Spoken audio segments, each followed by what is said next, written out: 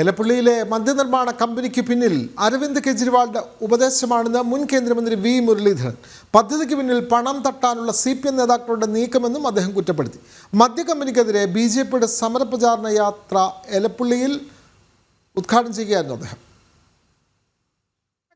എലപ്പുള്ളിയിൽ സർക്കാർ മദ്യനിർമ്മാണ കമ്പനിക്ക് അനുമതി നൽകിയതിനെതിരെ BJP ഈസ്റ്റ് ജില്ലാ അധ്യക്ഷൻ പ്രശാന്ത് ശിവൻ നയിക്കുന്ന സമരപ്രചാരണ യാത്ര 60ഓളം പഞ്ചായത്തുകളും 2 നഗരസഭകളും കടന്നാണ് എലപ്പുള്ളിയിലെത്തിയത്. സമാപന സമ്മേളനം മുൻ കേന്ദ്രമന്ത്രി വി മുരളീധരൻ ഉദ്ഘാടനം ചെയ്തു.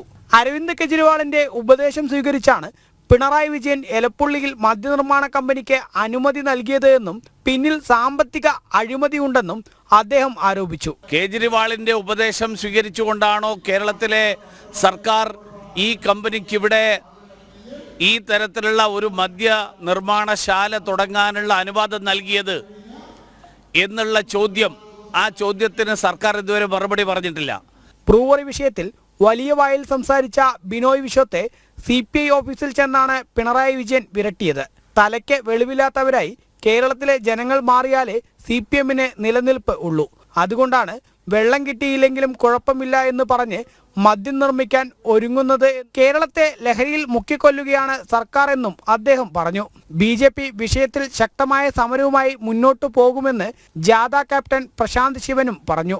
നിങ്ങൾ ആരംഭിക്കാൻ പോകുന്ന, നിങ്ങൾ അനുമതി കൊടുത്തിട്ടുള്ള ഈ കമ്പനിക്ക് ആവശ്യമായ വെള്ളം എവിടെ നിന്ന് ലഭിക്കുമെന്ന ചോദ്യത്തിന് ഇവിടുത്തെ ഈ കമ്പനിക്ക് അനുമതി കൊടുത്ത CPM സർക്കാരോ ഈ കമ്പനിയുടെ ആളുകളോ വ്യക്തമായ മറുപടി നൽകാൻ തയ്യാറായിട്ടില്ല.